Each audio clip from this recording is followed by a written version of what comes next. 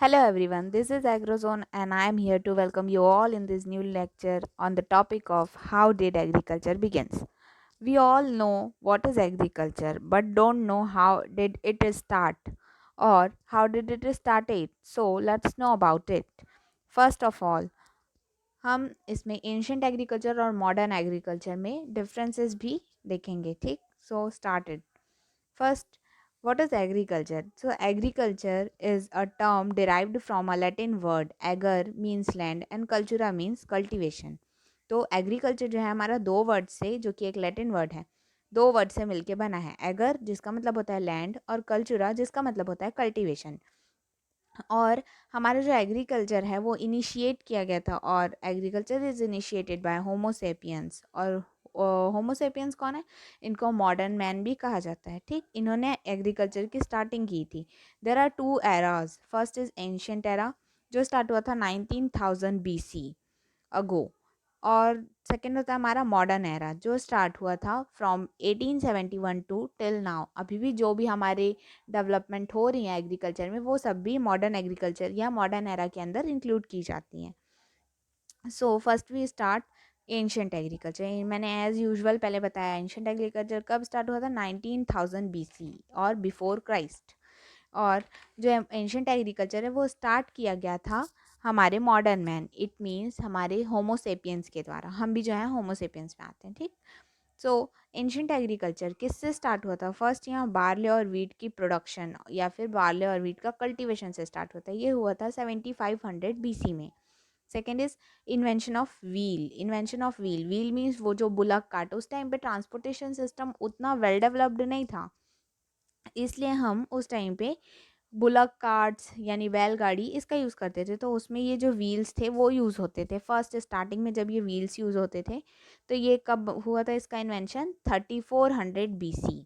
उसके बाद हमारे ब्रॉन्ज टूल्स, मतलब एग्रीकल्चर में कुछ टूल्स का यूज़ किया गया. तो पहले हमारे स्टोन एज टाइम था जब हमारा स्टोन्स के टूल्स का यूज़ किया जाता था.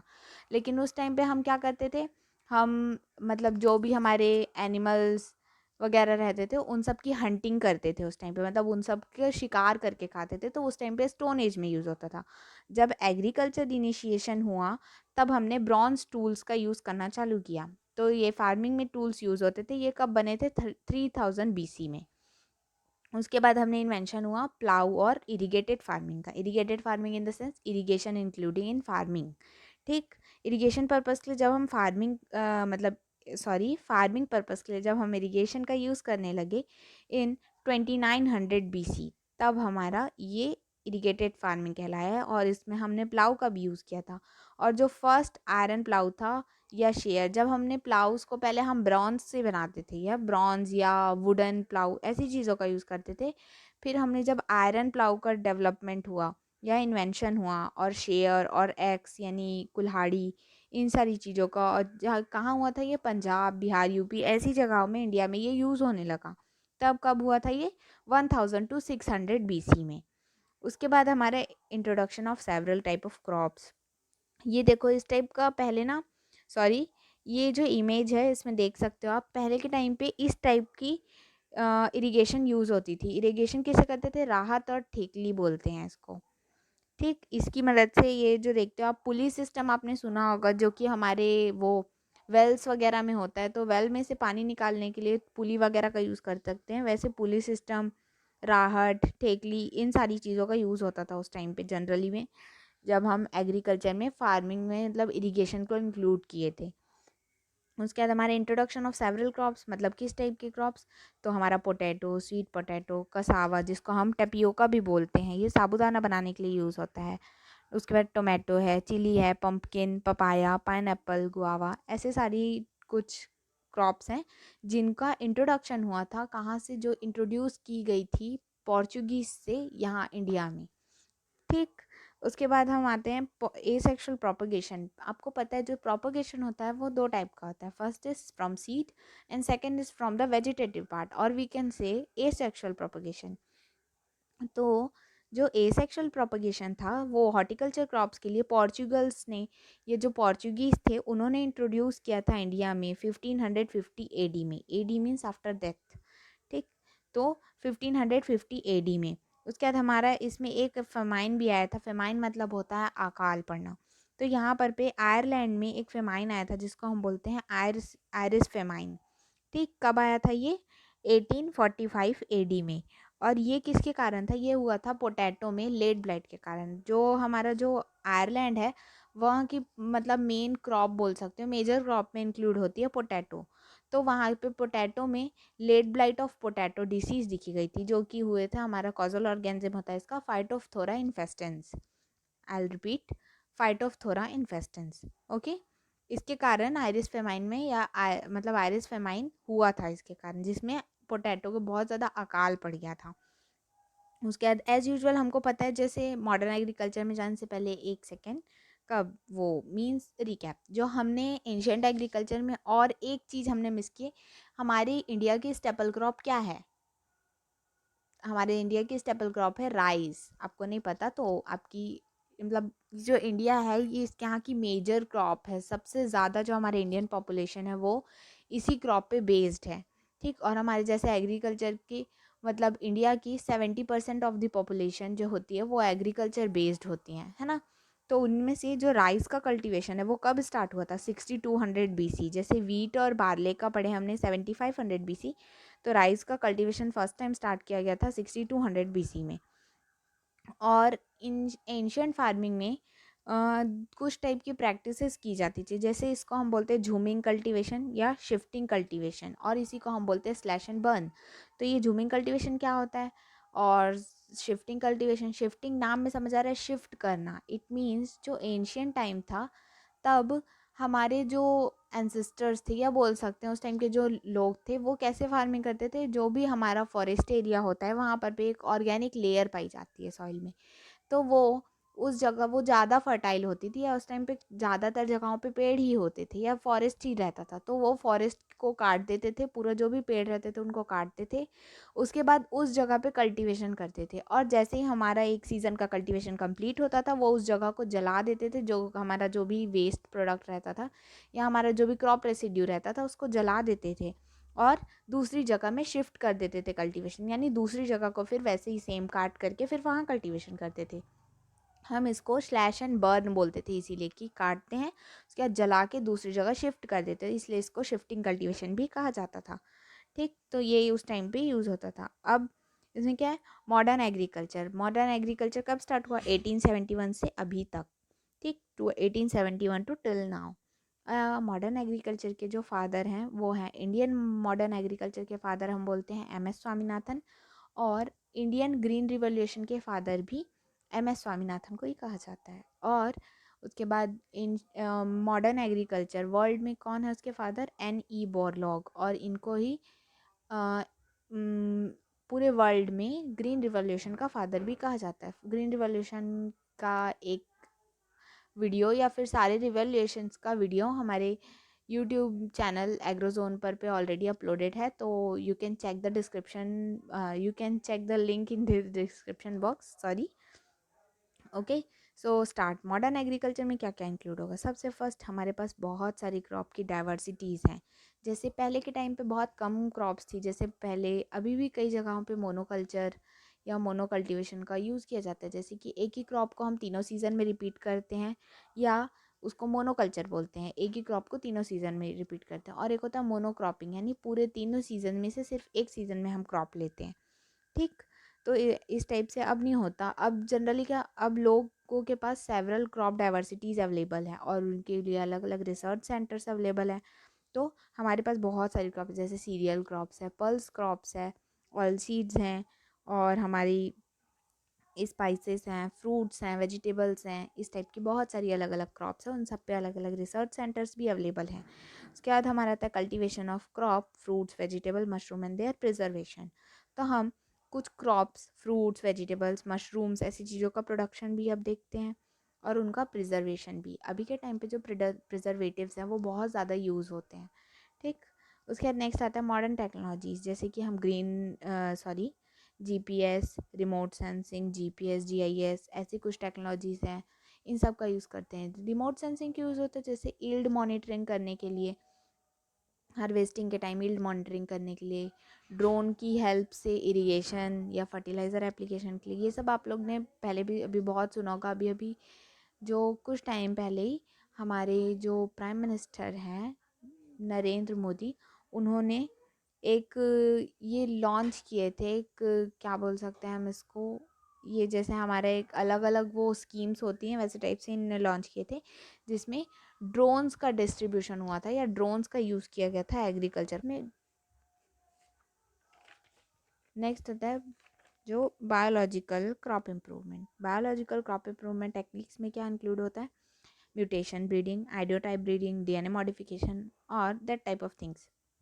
मीन्स किसी भी अलग अलग बायोटेक्नोलॉजिकल टेक्निक्स का यूज़ करके हम डीएनए को, जो क्रॉप होते हैं उनके डीएनए को मॉडिफाई कर सकते हैं हाई यील्ड देने के लिए या रेजिस्टेंट डेवलप करने के लिए। सच एज रेजिस्टेंट के लिए हम बैक क्रॉस का यूज़ करते हैं।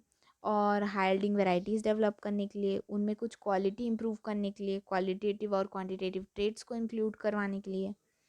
नेक्स्ट हमारा आता है इसमें फेमाइन। इसमें भी एक फेमाइन आया था, उसको बोलते हैं बंगाल फेमाइन। कब आया था बंगाल फेमाइन? 1943। ये एक मोस्ट इंपॉर्टेंट क्वेश्चन है, जनरली हमारे सीईटी पीएटी ऐसे एग्जाम्स में रिपीट होता है। ठीक, बंगाल फेमाइन कब आया था? 1943 में। और इसकी जो डिसीज थी आया था राइस में, ब्राउन स्पॉट ऑफ राइस के कारण, जिसका कॉजल ऑर्गेनिज्म होता है हेलमिंथोस्पोरियम ओराइजी। ठीक, उसके बाद हमारा नेक्स्ट रहता है हेलमिंथोस्पोरियम ओराइजी हो गया। उसके बाद हमारे जो नैनो फर्टिलाइजर्स, अब हम फर्टिलाइज़र और मैन्योर का यूज़ बहुत ज़्यादा करते हैं, तो हम इसमें नैनो फर्टिलाइज़र्स का यूज़ करते हैं। और मैन्योर्स में क्या है, जैसे कि ग्रीन मैन्योर और वर्मी कंपोस्ट, FYM, ऐसी चीज़ों का यूज़ करते हैं ताकि हमारे, यानी बल्कि मैन्योर्स, कंसनट्रेटेड मैन्योर्स का यूज़ करते हैं हमारी सॉइल की फर्टिलिटी इंप्रूव करने के लिए, एज वेल एज उसका फिज़िकल और केमिकल प्रॉपर्टीज़ इंक्रीज़ करने के लिए। और फर्टिलाइज़र्स का यूज़ करते हैं जैसे इफ़को, जो कि एक हमारा कॉम्प्लेक्स टाइप फर्टिलाइज़र है जिसमें NPK तीनों होता है। ठीक, उसके बाद हम अलग अलग मिक्स्ड फर्टिलाइज़र्स यूज़ करते हैं, अलग अलग टाइप, जैसे कि यूरिया, DAP, MOP, इस टाइप के कुछ स्ट्रेट फर्टिलाइज़र्स यूज़ करते हैं। ठीक, नेक्स्ट हमारा आता है, इसके बाद लास्ट है हमारी वेराइटीज़। अब हमारी मॉडर्न एग्रीकल्चर में सबसे एक इम्पॉर्टेंट चीज़ है वेराइटीज़।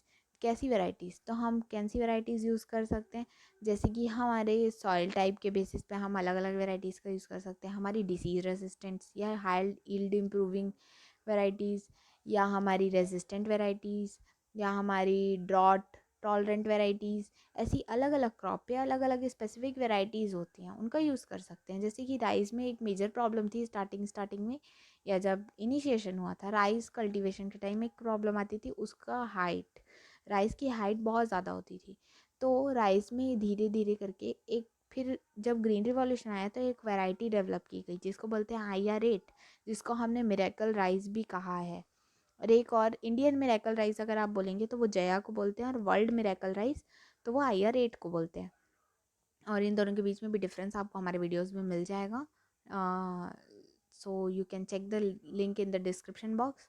ठीक, और इस टाइप की कुछ वेराइटीज़ डेवलप की गई थी, जैसे कि dwarf varieties, high yielding dwarf variety है IR8, ये भी एक इम्पॉर्टेंट क्वेश्चन है। ठीक, और इस टाइप की वेराइटीज़ डेवलप की गई थी ताकि हम, मतलब की जा रही है, अभी भी कंटिन्यूसली ये हो रहा है। हमारे में हमारी जो भी प्रॉब्लम्स आती हैं या जो भी हमारे छोटे छोटे से इश्यूज होते हैं एग्रीकल्चर में या कल्टीवेशन टाइम, उन सबको सॉल्व करने के लिए। ठीक, जैसे disease resistance, paste resistance etcetera. उसके लास्ट हमारा इसमें और क्या इंक्लूड होता है मॉडर्न फार्मिंग में, हमारी अभी के टाइम, जैसे उस टाइम पे बहुत सारे फार्मर्स, अभी भी बहुत सारे फार्मर्स जो है हमारे, वो रेनफेड बेस्ड फार्मिंग करते हैं। रेनफेड बेस्ड फार्मिंग मीन्स जो रेनफॉल पे ही डिपेंडेंट होते हैं कल्टीवेशन के लिए या फार्मिंग के लिए। तो अब हमारा ऐसी टेक्नोलॉजी आ गई जिसको हम बोलते हैं आर्टिफिशियल रेन मेकिंग, या इसको हम क्लाउड सीडिंग भी बोलते हैं। इसकी मदद से हम किसी जगह के बारिश को, हम उसको अर्ली भी कर सकते हैं या उसको लेट भी कर सकते हैं। मींस उसको हम उसकी टाइमिंग को चेंज कर सकते हैं, उसकी टाइमिंग में अल्टर कर सकते हैं, उसकी अमाउंट में अल्टर कर सकते हैं। ठीक, अभी ये ज़्यादा टेक्निक ये ज़्यादा अच्छे से फॉलो नहीं की जा रही है हर जगह, बहुत ज़्यादा एक्सपेंसिव होती है क्योंकि ये, पर ये हमारी एक न्यू टेक्नोलॉजी, मॉडर्न टेक्नोलॉजी में यूज़ होती है। ठीक, और क्या, और हमारी इसमें और एक चीज़ आती है जैसे ग्रीन हाउस।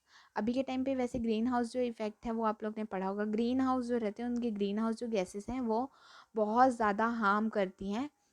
जैसे कि ग्रीन हाउस गैसेस में include methane, carbon dioxide, that type of gases. और ये हमारी जो है वो हमारी ओजोन लेयर या हमारी ग्लोबल वार्मिंग के लिए रिस्पॉन्सिबल है। तो ग्रीन हाउस इफेक्ट्स के कारण ऐसा होता है। लेकिन अभी के टाइम पे ग्रीन हाउस इफेक्ट एक अच्छा मतलब ग्रीन हाउस एक अच्छा कल्टीवेशन के लिए टेक्नोलॉजी है। जैसे कि हमारी जो भी कंट्रोल्ड इन्वायरमेंट वाली क्रॉप्स है जो हमको कंट्रोल्ड इन्वायरमेंट में उगानी है, उसके लिए हम ग्रीन हाउस या वाइट हाउसेस का यूज़ करते हैं। So next is difference between modern agriculture and ancient agriculture. ठीक, so let's start. First is modern agriculture. पहले हम मॉडर्न एग्रीकल्चर के सारे पॉइंट्स को समझेंगे, फिर एंशियंट एग्रीकल्चर के सारे पॉइंट्स को समझेंगे। First modern agriculture, high yielding strategies. हम अलग अलग टेक्नोलॉजीज़ का यूज़ करेंगे, अलग वेराइटीज़ का क्रॉप्स का यूज़ करेंगे यील्ड को इंक्रीज़ करने के लिए। Second, few species commodities with global market chain. Global market chain means पहले के टाइम पे जो एंशंट वाले में भी बताऊंगी ये चीज़ मैं। पहले के टाइम पे जो मार्केट चेन थी वो लिमिटेड थी एक स्पेसिफिक एरिया के लिए, लेकिन अभी के टाइम पे जो मार्केट चेन है वो ग्लोबली स्प्रेड हो चुकी है। जैसे कि हमारा इंपोर्ट एक्सपोर्ट होता है चीज़ों का, मतलब एक कंट्री से दूसरी कंट्री तक में इंपोर्ट एक्सपोर्ट या एक्सचेंज ऑफ गुड्स स्टार्ट हो गया है। ठीक, जबकि पहले ऐसा नहीं होता था। उसके बाद हमारा standardized product to meet market requirements, मतलब सारे इस टाइप के बेस्ट क्वालिटी प्रोडक्ट्स जो कि हमारे मार्केट रिक्वायरमेंट को फुलफ़िल कर सके या हमारी बेसिक नीड्स को फुलफ़िल कर सके। उसके बाद modern varieties hybrids designated sorry designed for specific environment. मैंने जैसे बताई थी कि वेराइटीज़ जो होती हैं वो एडवर्स क्लाइमेट को ससेप्टेबल नहीं होनी चाहिए, मतलब रेजिस्टेंट होनी चाहिए डिसीज़ वगैरह के लिए। ऐसी मॉडर्न वेराइटीज़ और हाइब्रिड्स का यूज़ करते हैं हम। ये synthetic seeds, breeding bye research centres and seed companies.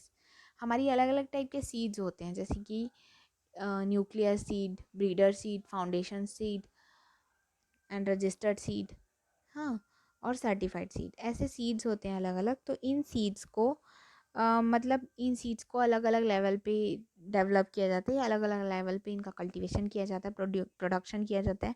और ये अपने जर्मिनेशन परसेंट और प्योरिटी के बेसिस पे ये फार्मर्स को डिस्ट्रीब्यूट की जाती हैं। तो इसलिए ब्रीडिंग रिसर्च सेंटर्स और सीड कंपनीज का फॉर्मेशन हुआ है इसमें। उसके बाद high input of seed and fertiliser, agrochemical, irrigation. Obvious ही बात है, हमारे इसमें क्या क्या हमारे इनपुट्स हैं, तो इरिगेशन, एग्रोकेमिकल मीन्स आप बोल सकते हो फर्टिलाइज़र्स, जो भी पेस्टिसाइड्स, इंसेक्टिसाइड्स, हर्बिसाइड्स इन सब का यूज़ होता है वो, सीड्स, इन सब का इनपुट ज़्यादा होता है। उस हिसाब से जो आउटपुट होता है वो अभी ज़्यादा मिलता है हमको as compare to ancient agriculture. ठीक, next is advanced agriculture technologies including food processing. जैसे मैं बताई थी कि अभी प्रोसेस्ड फूड बहुत ज़्यादा मतलब बहुत ज़्यादा ट्रेंड पे है। पहले के टाइम पे प्रोसेस्ड फूड नहीं होता था, लेकिन अब प्रोसेस्ड फूड रखते हैं। क्यों? हमारी फर्दर नीड्स को और हमारी फ्यूचर नीड्स को कंप्लीट करने के लिए, फ्यूचर नीड्स को फुलफ़िल करने के लिए। ठीक, तो हम इसमें जैसे कि हम पिकल्स के फॉर्म में, जैम जेली के फॉर्म में, और इस टाइप के कुछ अलग अलग प्रोडक्ट्स जैसे कि जूस, ऐसे अलग अलग टाइप के फॉर्म में हम फूड को, प्रोसेस फ्रूट्स को, जो हमारे प्रोसेस फूड्स होते हैं उनको प्रिजर्व करके रखते हैं। साइंटिफिक नॉलेज सिस्टम, जो भी हमारा अभी का सिस्टम है एग्रीकल्चर का, उसके बारे में हमको साइंटिफिक नॉलेज होनी चाहिए। फास्ट फूड डोमिनेट्स मीन्स अभी के टाइम पे जो फास्ट फूड बहुत ज़्यादा चलता है, ये तो आपको पता ही है, ऑब्वियस सी बात है। Next is ancient agriculture. First point is locally adopted land races. अभी के टाइम पे मॉडर्न वेराइटीज़ का यूज़ करते हैं, उस टाइम पे लैंड रेसेस। लैंड रेसेस में इंक्लूड लैंड रेसेस जैसे कि क्या क्या इंक्लूड होगा इसमें, तो हम बता सकते हैं वाइल्ड वेराइटीज़, वाइल्ड रिलेटिव्स, जो हमारी नेटिव क्रॉप होती है उसकी जो भी वाइल्ड रिलेटिव्स होती है वो सब इसमें इंक्लूडेड होती हैं, वो उन सब का ही यूज़ किया जाता है। उसके बाद लो एक्सटर्नल इनपुट्स, हमारा जो इनपुट्स लगता है वो कम से कम लगता है। उस टाइम पे ऐसा नहीं था कि बहुत ज़्यादा इरिगेशन चाहिए, क्योंकि हमारे उस टाइम पे रेनफॉल एकदम प्रॉपर होता था, हमारा जो क्लाइमेट था वो अच्छा था।